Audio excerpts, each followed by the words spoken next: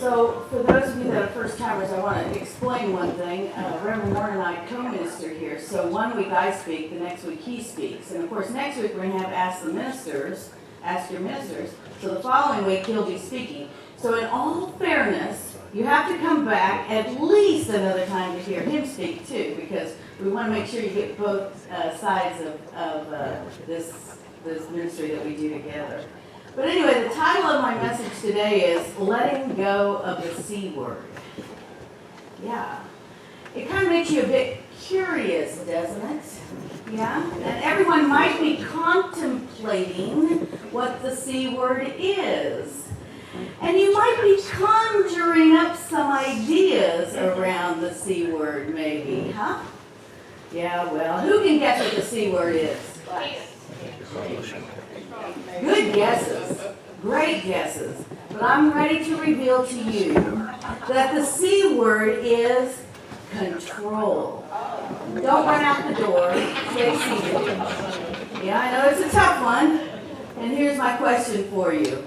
Are we ready and willing to give up and let go of control? And before we charge on with this, let's affirm our statements of truth together, shall we? I am a child of God.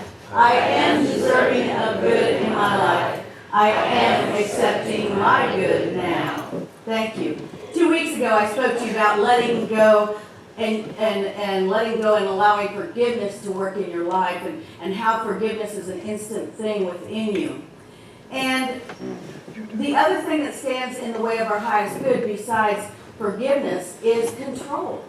Control can be another wall that stands in the way of our highest good coming forth for us. And when we try to control everything in our life, what are we really doing when we do that? Well, it's kind of easy to figure this out because what happens is we hold on to every possible outcome and create it before it happens. If we're trying to control something, we're not allowing it to come through us and to us in the way God intended, because here's our parameters, here's God's parameters. Okay? We might be trying to make it all about us. How many people go there? I want this to be exactly the way I want it because I have the vision. I have the vision. It's not a vision like this. It's a vision in your own mind. We are definitely not allowing the flow of energy we call God to freely flow in our lives when we are trying to control, are we? So really, what are we trying to control? Is it people or situations or all of the above? Yes? Can I have a yes? Now, I know you're awake because I heard you singing this morning, and the hugging was terrific, so. Yeah, we might feel as if we have the highest good in mind for ourselves and for maybe the person and the situation. We think, oh, we know what's going to be best. We know how to make this happen and how to control it all. And we know how to make the outcome exactly the way we want it to be. But you know what? We have to first realize that we're not in charge of anyone or any place, are we? We can have desires for our friends, our loved ones, our families, our children especially. We can have these desires. And then we have to release it to God and allow whatever is going to come forth for the highest good for that person. And we have to believe in God in order to do that. Because if we're not believing in God, then we think it's all about us controlling the situation, then what are we doing? We're Xing God out of our lives. And we don't want to do that, do we? I should hear a big no about that. No. Now we can say, okay, so this is the deal. We cannot say, well, let me say what we can say. We can say that we want our children to have a great education and do whatever is in their heart's desire to be as an adult, as far as their career goes or whether they go to school or whatever. What we cannot say is that we want our kids to go to Harvard, then to medical school, and become a brain surgeon, and make tons of money, and support me in my old age, and keep on going before I run into something. We cannot do that. Well, that's exactly what happens. We run into our own wall, don't we? We run into our own wall that we have created, not only for ourselves, for everybody around us. And once we create that wall, guess what? We've created a wall around us that nobody else can get into. And then what happens? We cut ourselves off, don't we? So we're allowed to have desires for other people and see the highest good for them, but we cannot control every situation. And we can have grand plans. We're supposed to set goals. We're supposed to have ideas. I mean, it's like the church having a bigger building. We have ideas. We're starting to put them up on that wall and create something. Does that mean it's going to look like every single picture up there? I don't think so. But we might find some serendipitous going on and something will manifest exactly like what one of those pictures looks like, and that would be fabulous. But that doesn't mean we're setting those parameters to be that particular thing. So we do create things, and we do set goals, and we do try to have vision of what we want in our lives and in the future, but then we have to let go. We can't control. Excuse me. That is getting dirty. The one thing about the humidity down here, we have humidity in Kansas too, believe it or not, but here it seems like it just makes everything sweat, doesn't it? Yeah. Anyway, one of my favorite terms along the lines of control is to be organic. To be organic. Look at how that leaf is just unfolding as it grows. And when we allow an event, a class, even this Sunday service to be organic, we are allowing it to ebb and flow in the energy in that particular moment. We don't have to be rigid and expect everything to be exactly the same every week and every day. You know, Sunday service is a big, huge thing that people want the ritual. They want to be able to come in and have these things, know what's going to happen next, and know that it's going to be that way. And that's okay for us to have that idea of how the service is going to go. But in that, then we have to be able to let go and know that whatever else surfaces during that time is a rich blessing for us to enjoy, is a rich blessing for us to take with us, or some interaction with somebody else that we know is going to bring forth the highest good for maybe them. We might not even know what it's all about. So we don't have to get so wrapped up in thinking about how things should be. We can take a breath and allow it to be. And now that's the hard process, isn't it? That's the hard thing to do. To be organic means to allow it to be what it will be, and this is the important part, enjoy it. Yeah.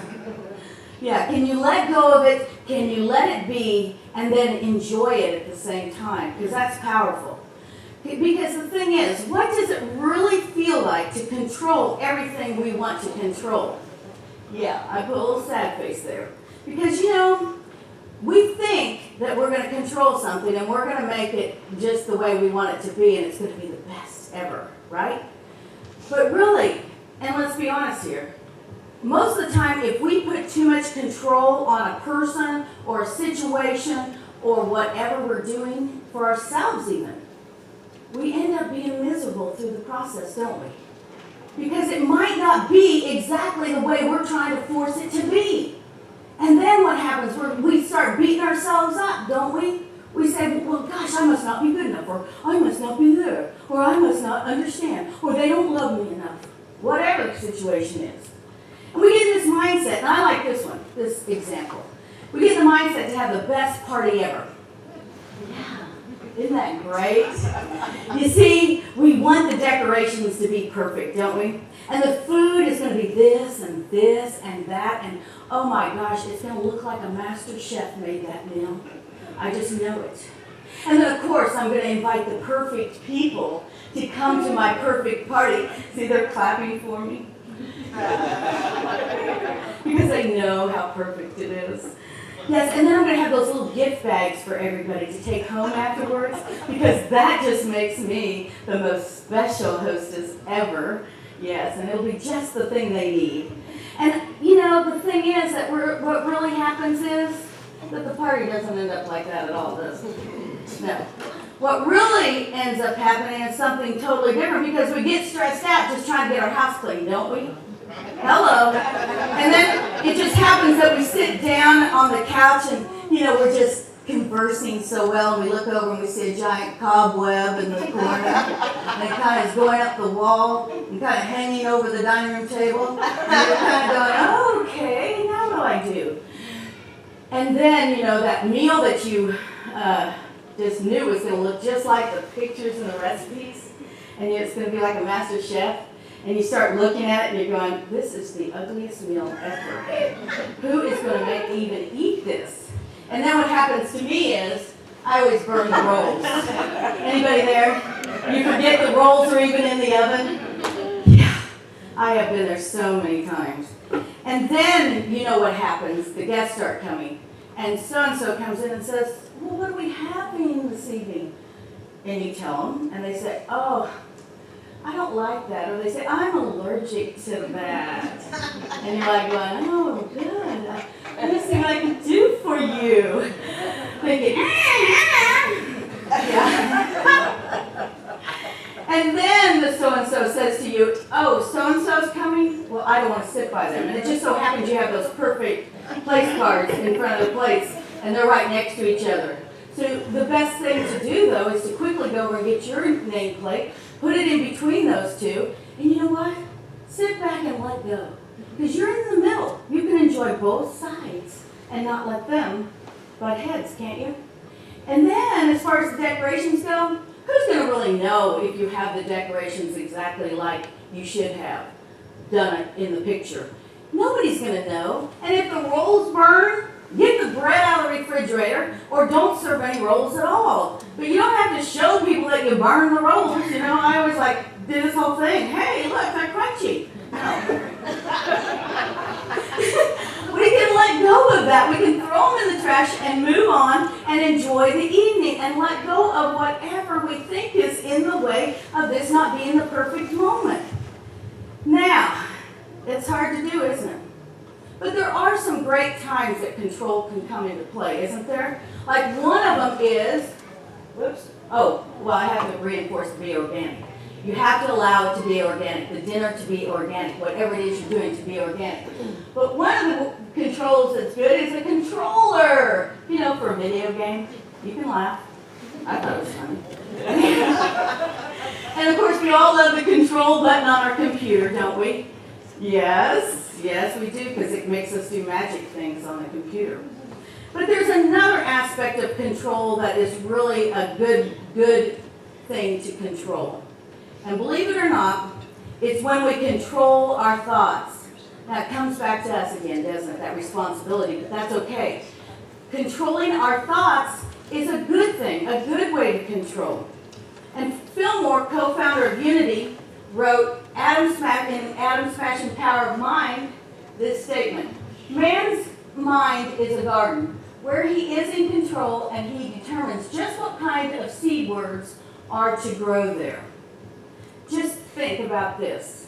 If we could use all of our energy that we use on trying to control the situations or the people or all the outcomes that we're trying to control, and we take all that energy that we're trying to control with, and all of a sudden use it to control our thoughts, and only focus on truth, and only focus on God and what we know to be right in our lives, what would happen? We would all be enlightened, wouldn't we? Yes, we would. And it would be such a huge shift in what we are living every day. We waste so much energy trying to control all the things around us that once we align our thoughts with the truth, control will be let go. We will no longer control anything because we won't be focusing on that. We will be focusing on all the truth and all the good that's coming forth through us. So, my question is, what kind of garden or mind do you want? Do you want one that is beautiful, that's this gorgeous grandeur of beauty?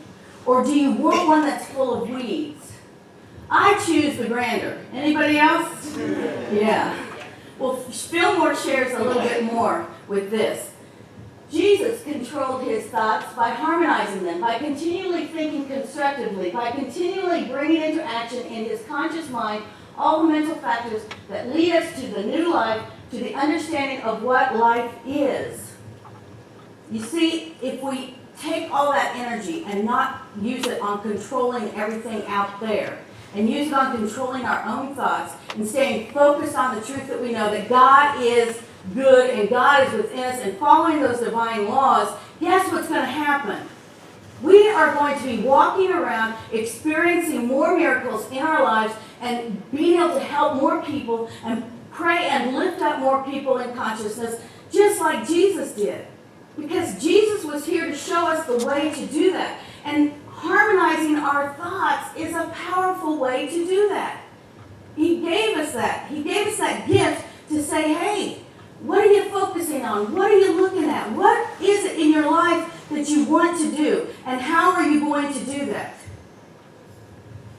So, harmonize our thoughts. And I say we have to harmonize our thoughts even in this nanosecond. What are you thinking about in this nanosecond? And I say nanosecond because every bit of awareness we focus on truth, our level of consciousness arises and delivers us to a new understanding. You know, spiral dynamics is like this, so it's spiraling around. And through time, we all have lifted in consciousness and come to a higher place and a greater place. And with each spiral that we do, we catapult ourselves when we have these aha moments, when we have these awarenesses, when we can actually live in that place of knowing our truth. And that's what we are to do. That's how we are to follow Jesus' truth. That's how he did his miracles and everything else. You see, each one of us, even though we are in the oneness of God, has our own understanding of our truth, don't we? Of truth. We do. You can see that just looking around the room. And I'm talking about capital T truth here. But another reason to let go of control is that we will never, ever, ever, ever be exactly like anybody else that we're striving to be like. We can't control our lives to make them that picture-perfect family or the picture-perfect house or vision in our mind that somebody else has something better than us and we want that too. All of that control needs to be washed away, because if we change that thinking, we're going to see all the good that everybody has, and we're going to see the good in our own lives, in our own homes, in our own families. And we'll be able to look at somebody else and not be in judgment of what they're doing or where they're at or whatever. We're going to see that they are that expression of the Christ within and hold that for them. And each one of us are on our own spiritual journey to discover what that means to us and how to let go of all of that. And when we do that, when we truly can know ourselves and we can truly know others. In Fillmore's book, Christian Healing, he says this: man cannot know how the thought or word works except through his own consciousness. Consequently, he must understand, or she, understand, control, and put in order his own word, for through it he comprehends the word of God. Our most important city, then, is our own consciousness. The old Greeks recognized this and wrote over the door of one of their temples, "Man, know thyself." And I believe as much as our souls long to know God, they truly long to know ourselves. Because if we know ourselves and we can really focus in on who we are and what we believe and be able to define that and bring that forth in our lives, then we are going to know God. Because that inner knowing is all in the oneness that we call God. One aspect to look at is the idea that letting go and control are two different things. They're on the opposite spectrum of life.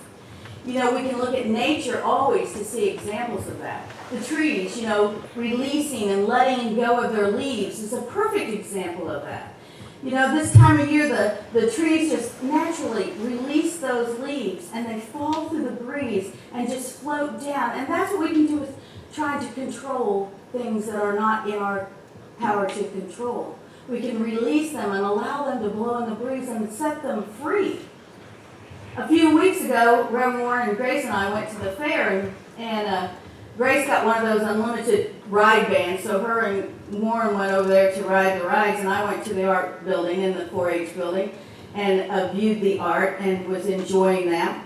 And when I got done, they were still riding, so I sat down over by the pond, and I was just enjoying the sun flickering off the pond and saying, wow, this is just beautiful. And then I looked down, and I saw these shallow roots to the tree. These right here. This is actually the picture right there of the shallow roots that were sitting there underneath my feet. And I thought, wow, those roots haven't gone deep. And the tree was right next to the pond, and I was kind of contemplating that for myself. But I thought to myself, you know, the thing that can happen with shallow roots is that it can cause the tree to completely fall over, like this picture did. And our control, I thought of, is just like that, the shallow roots of that tree. You know, trying to control everything burns up so much energy that we have no energy left to go deeper in our own spiritual journey, to go deeper and know more about God and know more about who and what we are. We stay in that shallowness of misery, and what happens? We continually topple over, just like the tree that doesn't have those deep roots. However, if we stay focused on controlling our thoughts and focus on truth, our roots or spiritual growth will burst forth and support us, much like that great oak tree in Temecula, California, and I think I said it right. But to the Pechanga people, the land and the great oak that grows on it stands upon transcends physical meaning for them and physical presence. The great oak has become something that they embody and identify with as strength and wisdom and longevity and determination. And here's a picture of the great oak. And if you see, here's some people standing right there in front of it, so you can see how large it is.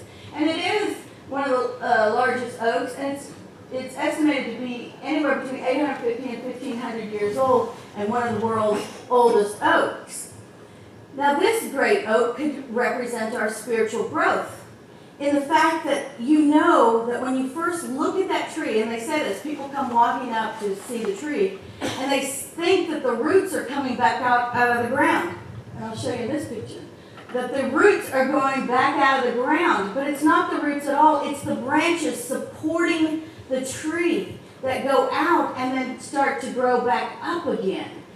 And the thing is, to see a tree that magnificent, you know the roots go far down into the ground. So it could be an example of our spiritual journey. Because if we really, truly take the time to let go of control and focus on allowing our spiritual journey to go deep within our own souls and pull forth what we need in ours, we will grow those branches out that will support us, and not only support us, but grow up in praise of God and the Son and each other. And people are attracted to that tree, and I think it's a spiritual statement in itself because of that. And we can be that spiritual statement. We can be that tree that the branches grow up to hug and support and help each other grow even more spiritually in what we know is truth. And we can go out and speak that truth. In the revealing word states that trees represent nerves, and nerves are expressions of thoughts of unity. They connect thought centers. From the center of our being, there spreads into every department of mind and body the life-giving, ever-bearing tree of the Spirit of God. Its fruits are intelligence to the mind, substance to the body, and life to the entire being. And I have to attribute this quote to Sam because it was in Metaphysical Bible Study that he looked up tree, and I had already decided I was going to use the roots and the two trees, the tree that I saw with the shallow roots and the big oak tree, but looking at the definition brought me even more clarity, and that's what happens on our spiritual journey. If we pay attention to everything that's going on around us and being said, whether it's in a class, whether it's in a service, whether it's outside hugging people, whatever, you'll find that the messages are coming through for you to enrich your experience even more. And that's what happened to me. I saw this and I said, whoa, I've got to use this in the message, because it just gives us even more idea of how nature itself sends us messages to enrich our spiritual growth. So this was brought to me for me to release and let go and share with you. And I must ask you, can we stand back and not control people or situations? Yes. Can we work on controlling our thoughts to focus in on our highest good? Yes. Well, if you say yes to these questions, and I have a little formula from Fillmore from Dynamics for Living, and it goes like this. Thought control. Thought is controlled by the right use of affirmation and denial, by the power of the mind to accept and reject. This power of the mind is the I am. Yes, and it is through the avenue of the I am expression that thought control, dominion, and mastery are obtained. Thoughts are controlled by the mind through its power to say yes or no. To hold a thought is to affirm or deny a certain proposition both mentally and audibly until the logic of the mind is satisfied and spiritual realization is attained. Sometimes it takes us repeating something over and over again to get our mindset in the right idea. So, of course, we use affirmations and denials and affirmations a lot in Unity, and we bring that forth because it's an invaluable tool. It's something that really can help us on our journey. It can bring forth that capital T truth and help us discern better our yes and no answers.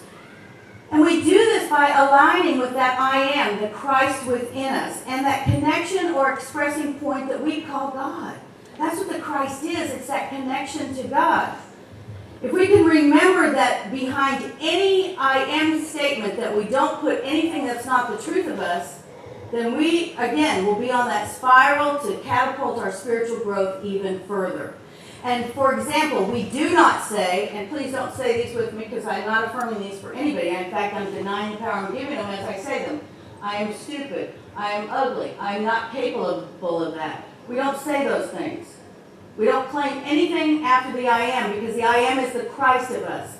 So we deny that power that we give to any of those statements the minute we say it. And if you were here a couple weeks ago when I talked about forgiveness and the idea of letting go and forgiveness being a tool that can help us shift our awareness, the minute we realize that we've said something that we don't want to say, that words fly out of our mouth that we don't want to say, the minute we realize that awareness is there, forgiveness is there. And it changes everything immediately. We don't have to beg and beseech for forgiveness. God gave us that gift of forgiveness to be able to say, hey, don't go there, don't say that, don't do that. And the minute we have that awareness, it's like a freeing thing. It's like letting go. So, if we align the truth with the I am of us, we're going to say these statements, and we're going to say them together, and I have a copy for you to have after I'm finished here, because I know you'll want to take it home and keep affirming this for yourselves. But here we go. Let's say it together, please. I am aligned with the unlimited source of knowledge and wisdom. I am made in the image and likeness of God. Therefore, I am beautiful. I am aligned with the omnipotence capable of doing mighty things and greater. Now, how does that make you feel? Do you believe every one of those statements? Yes. And if you're struggling with any of them at all, that's okay, because the more you say in that audible, that shift, you'll believe it more and more, and you'll live from that place of that Christ within. We just have to learn to let go of that control. We have to just let go and know that we can be more than we can be. And I'm sorry, I didn't write down these affirmations for you. I'm sorry, I'll get them for you, because I have this other powerful affirmation from Fillmore that I wanted to share with you, and that's the copy I made. And so I want us to say these together, please. I live in the infinite power that produces all self-control. I have no necessity for controlling people. Events and people are controlled by divine law. There is an eternal law of justice. I am one with that law, and I rest in it. Amen. Thank you for being here today. God bless you.